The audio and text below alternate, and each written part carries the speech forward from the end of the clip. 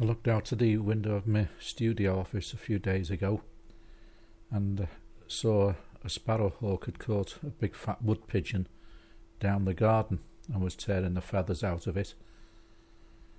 And by the time I went and I was able to locate my video camera and get it organised, the wood pigeon had somehow got away from the sparrowhawk but gone onto the paved patio area by the side of the house, and the sparrowhawk had landed on top of it.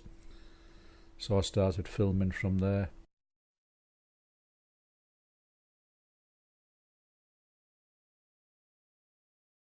All sorts of bird noises were going on in the background because they are magpies and knew that something was happening. Sparrowhawk's busy looking round, wondering what's happened, because it's not in an open space at the side of the house, so it's being very wary.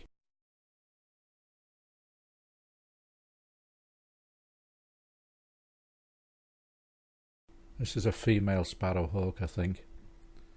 She's the biggest out of the two. The male is smaller than her, as I understand it.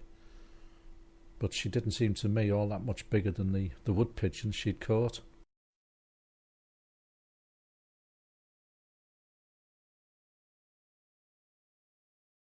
I'm filming this, wondering what's going to happen. What'll happen next? Will the pigeon get away? You can see how the sparrowhawk, hope this isn't too detailed for anyone watching, but it seems to hold down the pigeon's head on the ground, and it's trying to turn it over to get at the underneath of the pigeon. Pigeon's well and truly still alive at this point, but it doesn't want to get turned over, so it's just trying to keep itself as low as possible, probably while its head's stuck to the floor by the sparrowhawk's claws.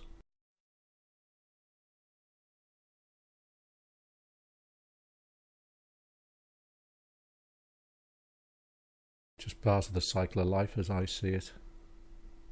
Sparrowhawk has to eat. I wouldn't mind, but when I first saw it, there was enough feathers down the garden where the sparrowhawk had first caught this wood pigeon. It's still trying to get at the feathers around its neck. Again, apologies if anyone finds this too detailed. You can see the wood pigeon's head is well and truly held down on the floor by the sparrowhawk. If it can keep its head on the floor, it means it's got control of the situation, I would imagine. Pigeon makes a bit of a determined bid to try and escape again here.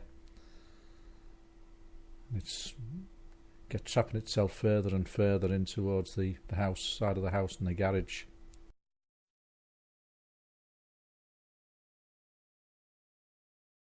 And in a moment they tend to disappear from view where I'm filming them. So here I went downstairs to see if I could have a look out the side window, and something must have frightened the sparrowhawk off, maybe even me coming down the stairs and being a bit too close to the side window. But there's one sorry looking wood pigeon there. I'm thinking to myself, well, maybe nature has a way of making these animals and creatures survive or not survive, whichever the case. And I thought, well, I'll just leave it. The sparrowhawk's gone off. I'll see if it picks up. If it doesn't, I might have to pick it up myself and get rid of it. So I just left it to its own devices. When I looked next time, it appears it hadn't done too well. It had obviously flown away from the place it was in, but the sparrowhawk had been waiting for it. And this is about 20 or 30 minutes after I'd last seen the wood pigeon, or just left it at the side of the house. And here the sparrowhawk's getting its Christmas dinner a day or two early. A little bit gruesome for those that feel that way, but it is life. It is unusual for me anyway, here in the city, Liverpool, to see this sort of thing in your back garden.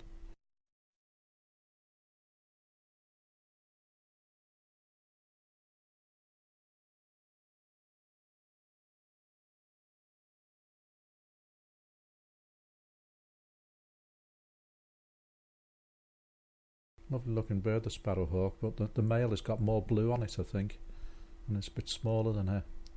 He catches the smaller birds, the blue tits and maybe even a blackbird or two.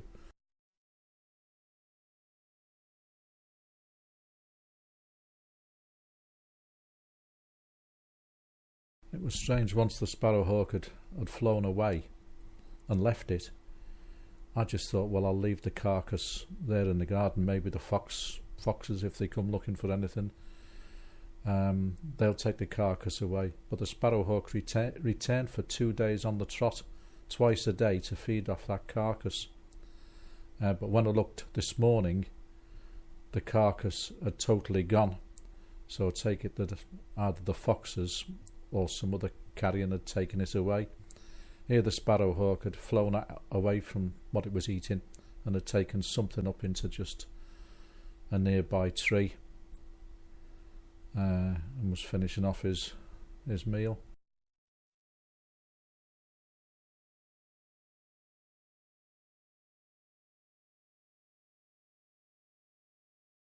It's not like you just see them flying around, and so it must have travelled in from somewhere, but there are quite a few wood pigeons around the houses here.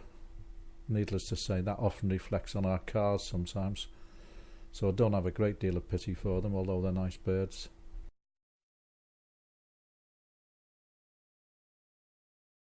And again, I wonder if she's got a mate, whether he'd have come and fed, or maybe they're just by themselves at this time of year, who knows. There is a big park nearby, maybe a mile in bird flight, which is quite vast, so maybe it lives somewhere in there and it's just come looking for seeing some easy pickings. It was very strange.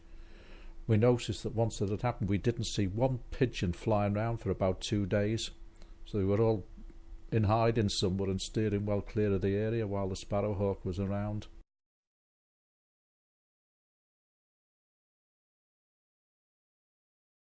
So as she's finished off her meal, and I just let her go, I just filmed the carcass that had been left. That was like that, and she fed off it for the next 2 or 3 days in the garden. There you are.